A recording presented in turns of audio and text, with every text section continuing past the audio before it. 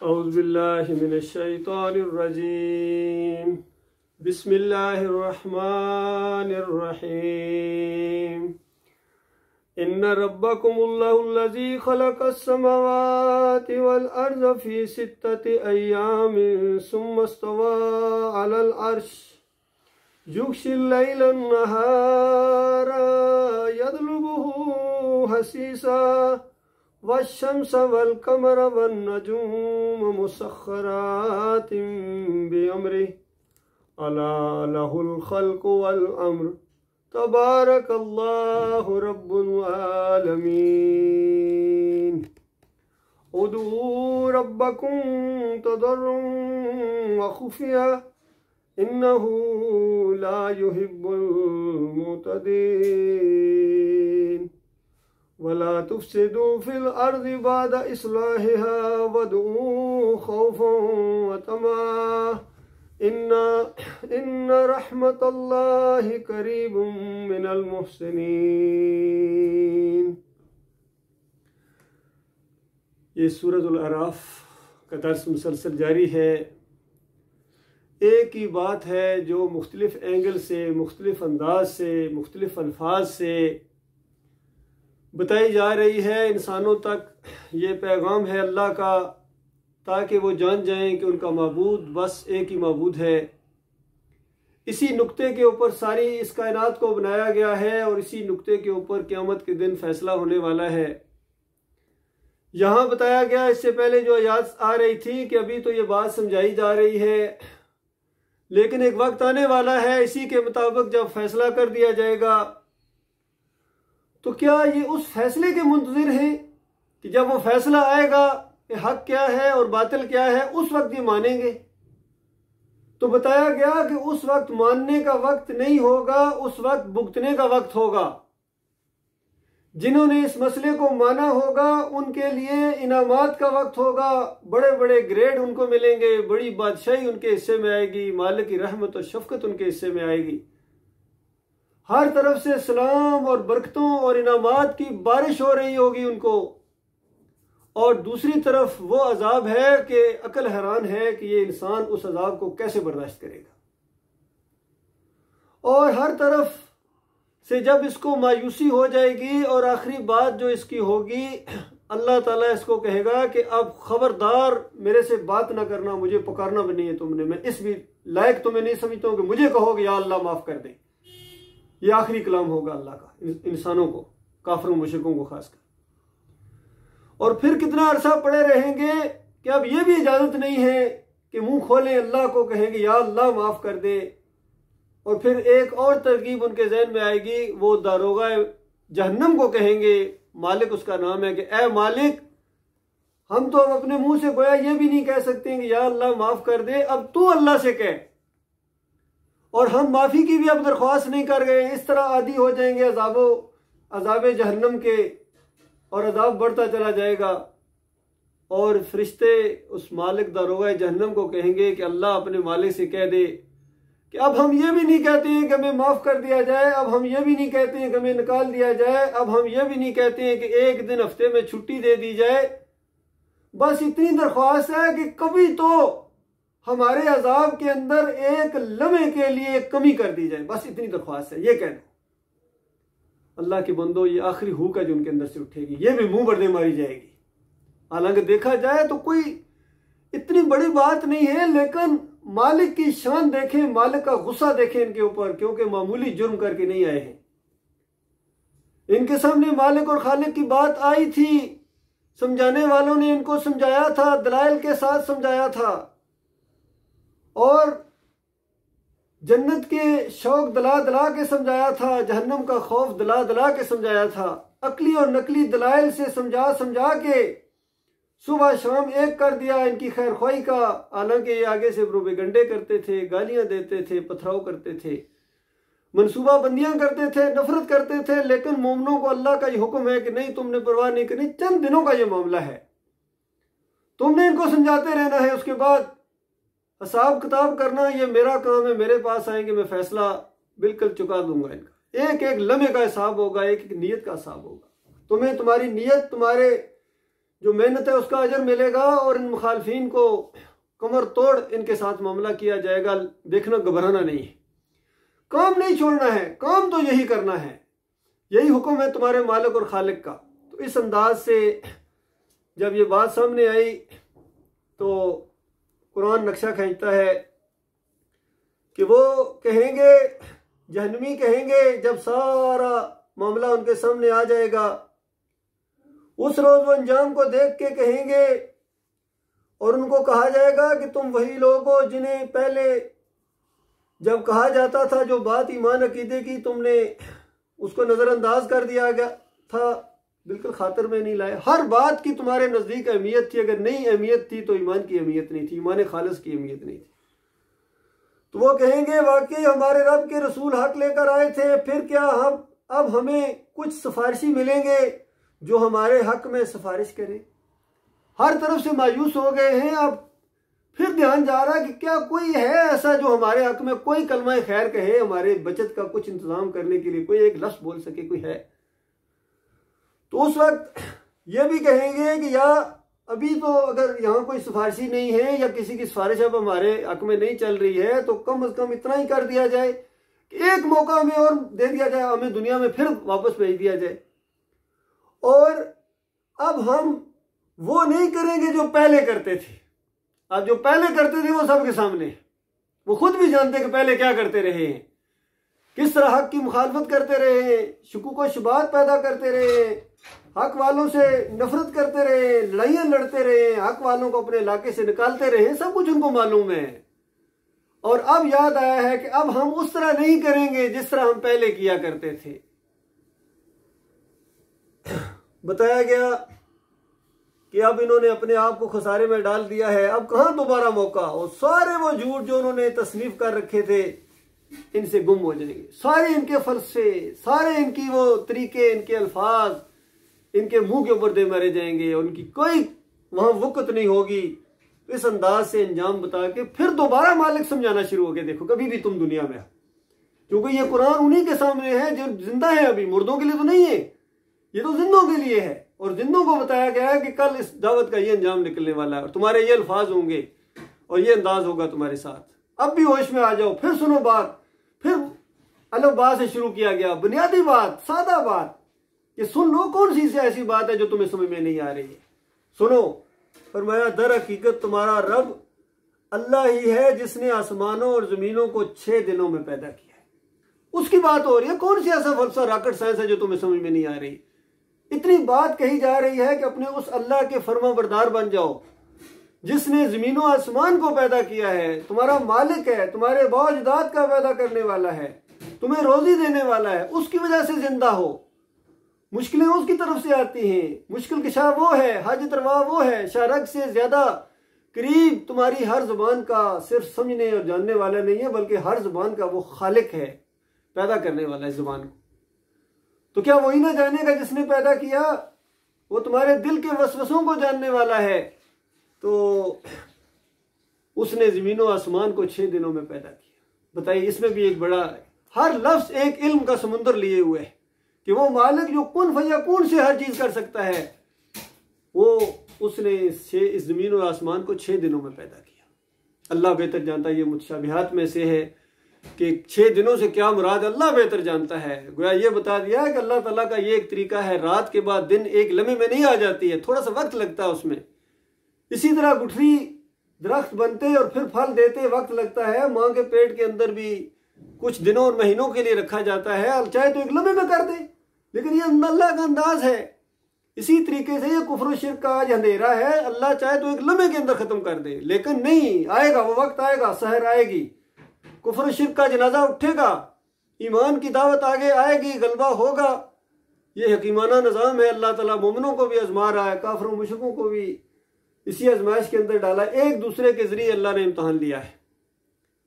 तो बताया कि फिर वो अल्लाह सुम्मस्तवा अलल अर्श, फिर वो अर्श के ऊपर जलवा अफरोज हुआ, मुतमक्कन हुआ, या जो भी अल्फाज हमारी जुबान के अंदर वो अल्फाज नहीं है, वो बयान नहीं कर सकते, उसका हक अदा नहीं कर सकते हमारी जुबान के अंदर कि किस तरह अल्लाह का अर्श है, किस तरह अल्लाह उसके ऊपर है। बताइए कौन बयान कर सकेगा? हाँ, ईमान का मामला तो है, ईमान तो यही रखना है कि अल्लाह अर्श के ऊपर है, क्योंकि अल्लाह ने बताया है। अब कैसे है, क्यों है, जिसके अंदर ये सवालात पैदा है या ये जानने की उसने कोशिश की, वो मारा गया।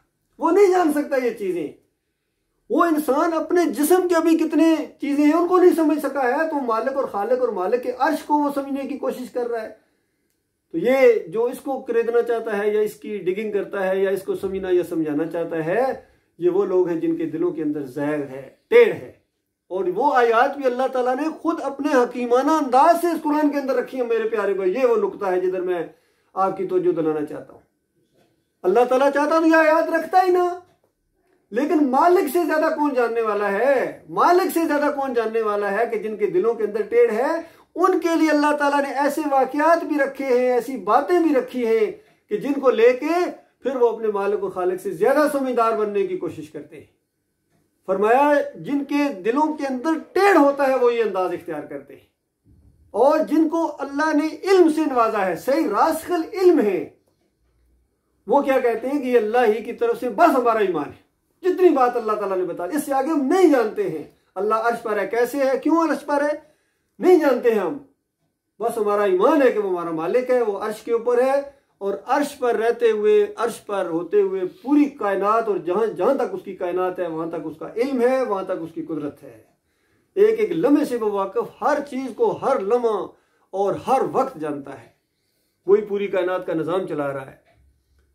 युगशिल लैल नहारा यतलुबहु हसीसा वशम्स वल कमरु वन नजूम मुसख्खिरात बिअमरी। देखिए अल्लाह ताला ने अपना गोया तारफ कराया कि वो तुम्हारा मालिक क्या है, किस तरीके से है कि जो रात को दिन पर डांट देता है और फिर दिन रात के पीछे दौड़ा चला आता है, जिसने सूरज और चांद और सितारे पैदा किए हैं, सब उसी के फरमान के ताबे हैं।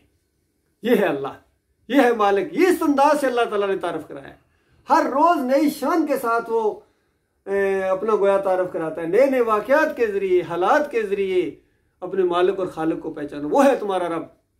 और कितने लोग हैं इंसानों में से, कितने हैं इस फितने में पड़े कि अच्छा अल्लाह है, तो नजर क्यों नहीं आता जी? अच्छा तुम्हें नजर आए, दुनियावी बादशाह तुम्हें कई दफा नजर नहीं आता, जरा कहो ना मैं उसकी बात नहीं मानता हूं, वहां तो कोई इतराज नहीं करते हो। लेकिन वो कायनात का मालिक तुम्हारे सामने आके कहे वो इससे बहुत ऊपर है।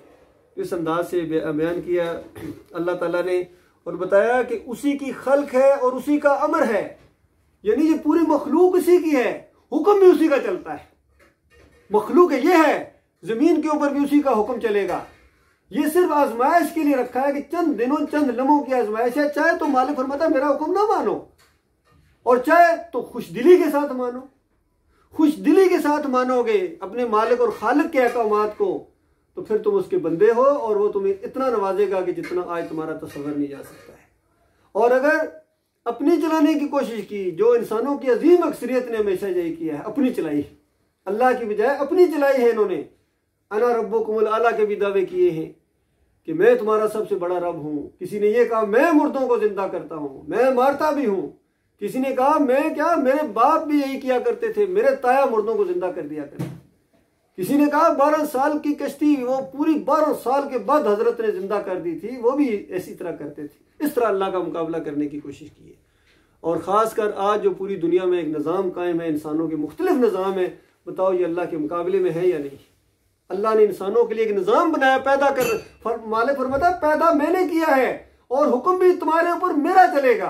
किसी और का हुक्म अगर तुम चलाओगे या मानोगे तो बहरहाल किसी ना किसी का हुक्म तो मानना ही पड़ेगा। ये भी बात है, ये नहीं कि आप हुक्म से आज़ाद हो जाएं, किसी ना किसी का हुक्म आपको दुनिया में मानना पड़ेगा। अब तुम्हें इख्तियार है, चाहे तो अल्लाह का हुक्म मानो और चाहे अल्लाह के अलावा किसी और का हुक्म मानो। किसी और का हुक्म मानोगे अल्लाह के मुकाबले में, फिर तुम उसी के बंदे हो, वही तुम्हारा फिर रब है, और उसके बाद उस समेत तुम्हें हमेशा की आग में रहना पड़ेगा।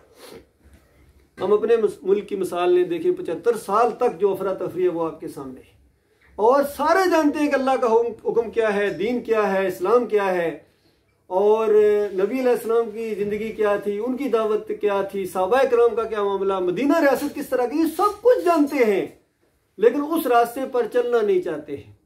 और ये जो खैर नहीं आ रही है हमारे मुल्क के अंदर, उसकी बुनियादी वजह मैं आज आपके सामने पेश करना चाह रहा हूँ। बुनियादी वजह एक ही वजह है कि इमारत क्यों नहीं सही तरीके से खड़ी हो रही है। 75 साल के बाद भी बार बार इसको जितनी हुकूमतें बदली हुई, समझ लीजिए इतनी मरतबा इस इमारत को खड़ा करने की कोशिश की गई, हर एक चाहे कितने खलूस ही उनके अंदर क्यों ना हो, लेकिन नहीं खड़ी हो पा रही है। आखिर वजह क्या है?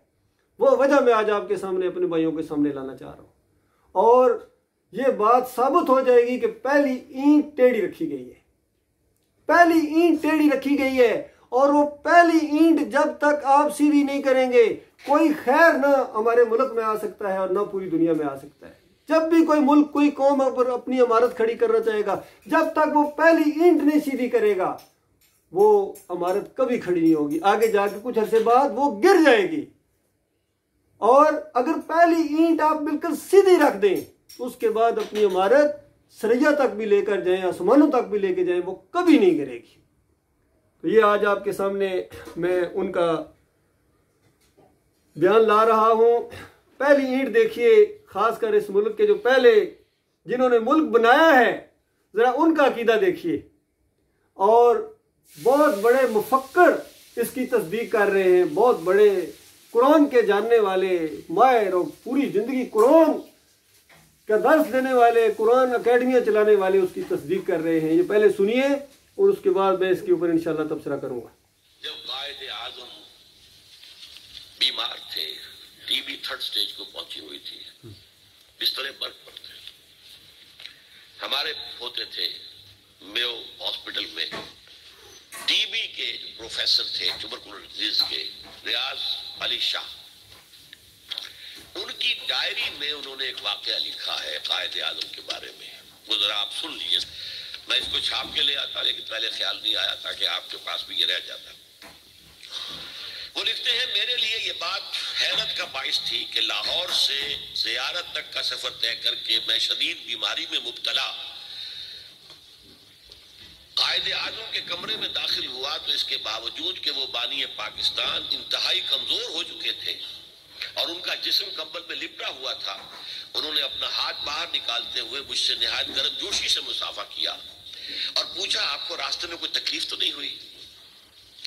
मरजुल मौत में मुब्तला इस अजीम इंसान के अखलाक, तवाज़ु और इंकिसारी की ये अछूती मिसाल थी। हालांकि मुझसे हाथ मिलाने और मिजाज पुरसी करते ही से वो हाँफने लगे थे और बाद में कई मिनट तक उन्हें आंखें बंद किए लेटे रहना पड़ा था। एक बार हम खौफजदा थे कि खून और थूक वगैरह की तहकीक के जो नताइज सामने आए हैं उन्हें कायदे आदम का कैसे पहुंचाएं। उन्होंने अस खुद हमारी परेशानी महसूस कर ली और बोले, आप जो कुछ कहना चाहते हैं खुलकर बयान करें, क्योंकि बीमारी की नौयत मालूम होने के बाद मैं आपसे ज्यादा ताउन कर सकूंगा। घबराएं नहीं, मैं मौत से नहीं डरता, क्योंकि मौत को बहरहाल आना है। अलबत्ता अगर आपके पेशे के उसूल रास्ते में हाइल है तो मैं आपको मजबूर नहीं करूंगा। बर्रे सगीर के मुसलमानों को एक आजाद वतन से रूशनास कराने वाले कायदे आजम का खुदा पर ईमान और उसूलों पर यकीन हमारे लिए खुशगवार हैरत का बाइस था। कायदे आजम बज़ाहिर इन मानों में मजहबी रहनुमा न थे जिन मानों में हम आमतौर पर मजहबी रहनुमा का लफ्ज इस्तेमाल करते हैं, लेकिन मजहब पर उनका यकीन कामिल था। एक बार दवा के असरात देखने के लिए हम उनके पास बैठे। मैंने देखा कि वो कुछ कहना चाहते हैं, लेकिन हमने बातचीत से मना कर रखा था, इसलिए अल्फाज लबों पर आकर रुक जाते। इस जाती कशमकश से निजात दिलाने के लिए हमने खुद उन्हें दावत दी, तो वो बोले, अब ये अल्फाज है जिसके लिए मैंने ये सारा पस मंजर आपको सुनाया। तुम जानते हो, जब मुझे ये एहसास होता है कि पाकिस्तान बन चुका है तो मेरी रूह को किस कदर इत्मीनान होता है। ये मुश्किल काम था और मैं अकेला इसे कभी न कर सकता था। मेरा ईमान है कि ये रसूल खुदा का रूहानी फैज है कि पाकिस्तान वजूद में आया सल्लल्लाहु अलैहि वसल्लम। अब ये पाकिस्तानियों का फर्ज है कि वो उसे खिलाफत राशिदा का नमूना बनाए, ताकि खुदा अपना वादा पूरा करे और मुसलमानों को जमीन की बादशाहत दे। सारा मेरी गुफ्तगू का जो है मवाद इसमें मौजूद है। जमीन पर बादशाहत मुसलमानों को अल्लाह ताला अता फरमाए। अगर ये आपने अपनी आंखों से देखा है और अपने कानों से सुना है कि पहली ईंट रखने वाले अपनी ज़िंदगी के आखिरी सांस ले रहे हैं और कह रहे हैं कि पाकिस्तान मैंने अकेले नहीं बनाया है, ये मोहम्मद रसूलुल्लाह की फैज़ है उनकी वजह से, उनकी मदद से ये मुल्क मार्ज वजूद में आया है। और उसके बाद अब आपने इसको खिलाफत राशिदा की तरह एक ममलकत बनाना है, एक मदीना रियासत गोया बनाना है, और उसके बाद यहाँ बादशाह, साले बादशाह या जो भी।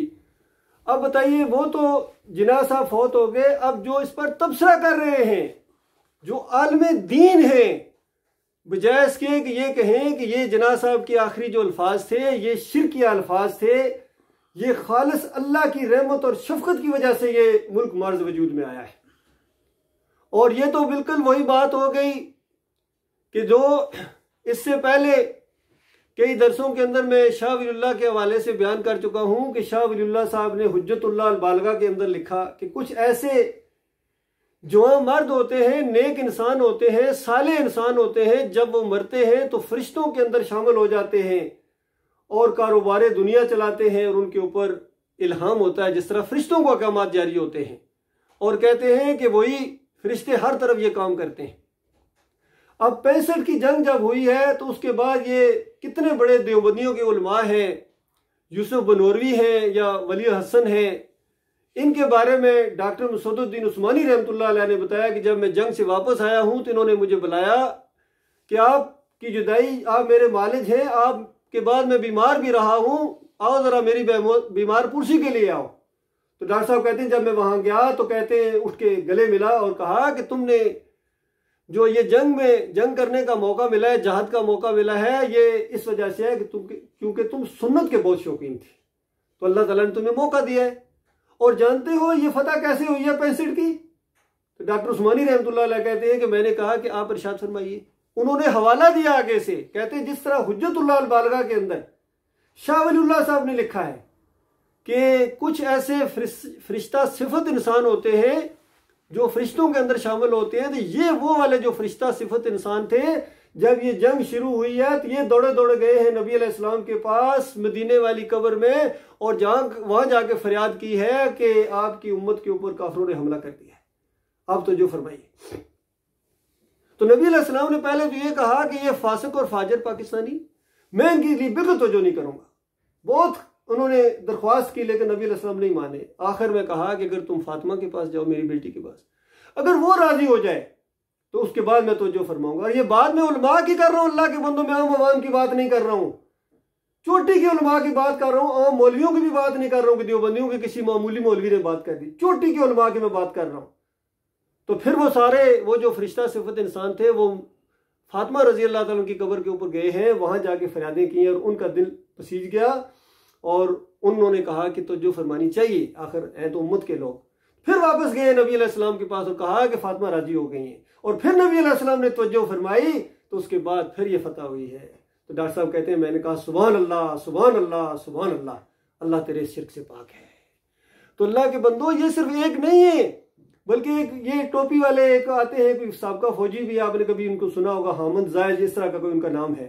उन्होंने कितनी मरतबा ये वाकया बयान किया है कि वो जो गज़वा हिंद होगा वो नबी अलैहिस्सलाम आएंगे, बनफ़्से नफीस आएंगे, और उन्होंने तो 71 का भी हवाला दिया, 65 का भी हवाला दिया। कहते हैं 65 की जब जंग शुरू हुई है तो उसके बाद नबी अलैहिस्सलाम अपनी फौजों के साथ, सहाबा के साथ मदीने वाली मस्जिद नबी में देखे गए। बताए जंग इंडिया में हो रही है और नबी अलैहिस्सलाम और सहाबा घोड़ों पर बैठे मस्जिद नबी में देखे गए। इस अंदाज से अल्लाह के बंदो जब दिमागों के अंदर ये चीज डाल दी है, और फिर कहते हैं हिंदुओं ने ये गवाही दी है, हिंदू पायलट ने ये गवाही दी है कि हम ऊपर से बम फेंकते थे रावी के ऊपर और रावी के अंदर जाके गिरते थे, सबज चोगों वाले थे, पता नहीं कौन लोग थे, वो बम नहीं गिरने देते थे पुल के ऊपर। तो अल्लाह के बंदो जब दिमाग ये बना दिए गए हैं, जब दिमाग ये बना दिए गए हैं, तो उम्मत मुसलमान की तबाही और बर्बादी क्यों नहीं होगी? पूरी दुनिया के अंदर उनकी माँ और बहनों की असमतें क्यों नहीं लूटी जाएंगी? और आज के गब्र नौजवान जब ये वाकयात सुनेंगे कि इनकी माँ और बहनों को इस तरह उनकी बेइज्जत किया जा रहा है, तो आगे से मुस्कुराते हैं, इनको कवालियों के ऊपर हल उठते हैं, ये नातों के ऊपर झूमते हैं। इनके दिमागों के अंदर ये डाल दिया गया है कि ये पाकिस्तान जो है ये रूहानी फैज है, कुछ कहते हैं बुजुर्गों ने दिया है, और बल्कि शिया जाकर को मैंने कहते हुए ये सुना है, उनके भी इसी व्हाट्सएप के ऊपर और ये यूट्यूब के ऊपर उन्होंने कहा कि ये जो पाकिस्तान बना है ये जुल्जना की वो जो दुलदुल है, घोड़ा है, ये उसकी वजह से बना। कौन कहता है कि मोहम्मद अली जिन्ना ने पाकिस्तान बनाया है? तो आगे से दूसरे ने कहा ये क्या कह रहे हैं? उसने कहा हाँ, उनका सबूत मौजूद है। कैसे जी? उनका मोहम्मद अली जिन्ना साहब की वालदा जो थी, औलाद नहीं हो रही थी, वो गई है दुलदुल के पास जाके, उन्होंने घोड़े को जब सलाम किया है, नजर मानी है, तब बच्चा पैदा हुआ है। तो वो बच्चा पैदा ही ना होता अगर दुलदुल की तरफ से वो ना होता, वो अप्रूवल ना होती, बताइए। तो ये जिन्ना साहब पैदा हुए दुलदुल की वजह से, फिर जिन्ना साहब ने पाकिस्तान बनाया है। ये पाकिस्तान ऐसा नहीं है कि अल्लाह का फैज है और ये हुआ है। पाकिस्तान का मतलब क्या? ला इलाहा इल्लल्लाह। इस तरह के नारे ना लगाओ। तो अल्लाह के बंदो, पहली ईंट है जो टड़ी रखी गई है, पहली ईंट है इनका शिर्क, इनके दिमागों के अंदर शिर्क दौड़ रहा है। तो अल्लाह के बंदो, जब तक ये मसला नहीं समझोगे, उसके बाद कोई खैर उम्मत के अंदर नहीं आ सकती। और बिल फर्ज मैं ये भी कभी कहता हूं कि भाई हुक और क्रुक, आप पाकिस्तान को फलाई रियासत बना दें। क्या इससे पहले फलाई रियासतें नहीं मौजूद है यहाँ पाकिस्तान, यानी पूरी दुनिया में बड़ी बड़ी ज़बरदस्त रियासतें मौजूद हैं। अपनी अपनी आवाम के वो ख्याल रखते हैं, उनके वजीफे मुकर्रर करते हैं, बेरोजगारी अलाउंस देते हैं, और सहूलतें कितनी ज़्यादा हैं।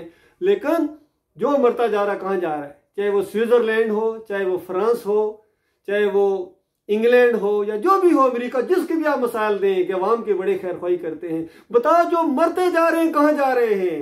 क्योंकि ईमान अकीदे की बात नहीं है। कि कोई कहता है ईसा अलैहिस्सलाम अल्लाह के बेटे हैं, कोई कहता है उज़ैर अलैहिस्सलाम अल्लाह के बेटे हैं, कोई उनकी 25 दिसंबर मना रहा है, उनकी वो जब क्रिसमस का डे मना रहा है। और अगर ये उम्मत कहे कि नबी अलैहिस्सलाम अल्लाह की ज़ात के टुकड़े हैं और इनके वसीले से ये सब कुछ हुआ है, इन्होंने कुछ करम फरमाई की है और तब ये पाकिस्तान बना है, तो उसके बाद फिर अल्लाह का कहर और गज़ब नाज़िल नहीं होगा तो क्या होगा?